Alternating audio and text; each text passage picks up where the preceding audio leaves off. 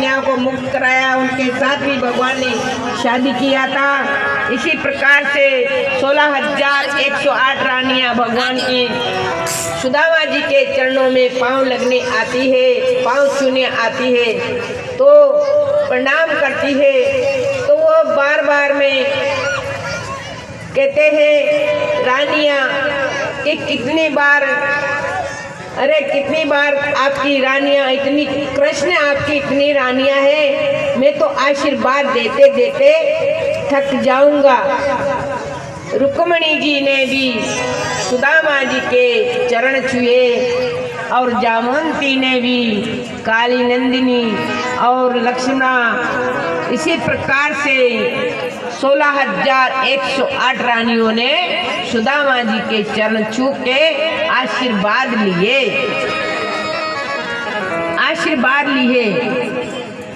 तो हे कृष्ण तू कितना दयालु है। अरे देखो तो सही, मेरे को मिलने की बहुत लालसा, बड़े दिन में आपका और हमारा मिलन हुआ। भगवान श्री कृष्ण कहते हैं कुछ दिन यहाँ रुकी है, आराम से यहाँ रहो आप।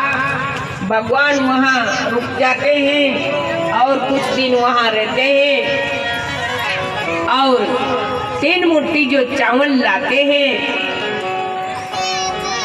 जिसमें से वो पोटली छुपा छुपा के रखते हैं सुदामा जी। अरे भाभी ने कुछ भेजा है मेरे लिए? अरे नहीं कृष्ण, कुछ भी नहीं भेजा। फिर वो भगवान उनका पोटली को खींच के ले लेते हैं और 3 मुट्ठी चावल में से 2 मुट्ठी तो भगवान खा लेते हैं और तीसरी मुट्ठी लेने लगते हैं, जिसमें रुक्मिणी जी हाथ पकड़ लेती है। हे प्रभु, अरे तीनों लोग क्या दे दोगे के?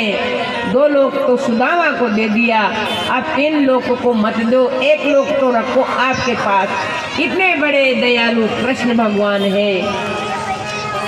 बोले द्वारकाधीश भगवान की जय।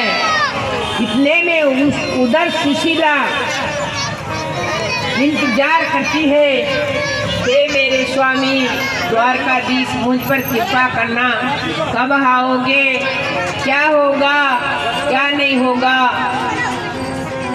इसी प्रकार से उधर सुशीला बहुत दुखी रहती है। आप सुदामा जी तो कुछ दिन द्वारकापुरी में रुक जाते हैं और जिसके पहले लक्ष्मी जी जाकर के सुदामा जी के यहाँ इतना ठाट बाट कर देते हैं। सुदामा के यहाँ एक कपला गेहूं थी, गाय का कड़क भर दिया। सुदामा की एक झोपड़ी थी, वहाँ सोने का महल बना दिया और नौकर चाकर लग गए सुदामा जी का। इतना बढ़िया वातावरण लक्ष्मी जी ने कर दिया। तो अब सुदामा जी जाएंगे तो वहाँ पर ऐसा मंदिर देख करके डर जाएंगे कि देखो, अरे मेरे पहले ये कौन का ऐसा कर दिया। इसी प्रकार से उधर तो सुशीला और उनके बच्चे प्रेम से रहने लगे और सब कहने लगे कि हे हमारे पति देव तो अभी आए नहीं, लेकिन हमारे ऊपर ऐसी द्वारकाधीश की कृपा हो गई। अब कुछ दिन भगवान श्री कृष्ण कहते हैं कुछ दिन रुकी है।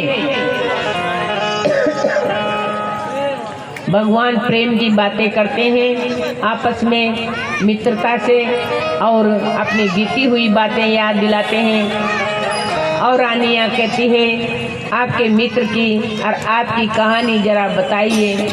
तो सुदामा की और कृष्ण की कहानी भगवान बताते हैं कि देखो हम बचपन में ऐसा किया करते थे, चने थे मेरे हिस्से के चने ये खा जाते।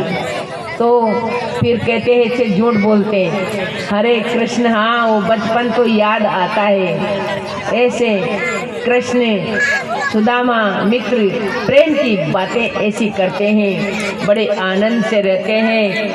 और कहते हैं बार बार सुदामा जी हम जाएंगे, उनको चिंता लगी रहती है। न जाने बच्चे कैसे घर में होंगे, ऐसी चिंता उनको लगी रहती है। जाने के लिए बोलते हैं अभी कुछ दिन यहाँ रहो, अभी कुछ दिन यहाँ रहो। द्वारकाधीश और रुक्मिणी जी उनकी ऐसी सेवा कर रही है।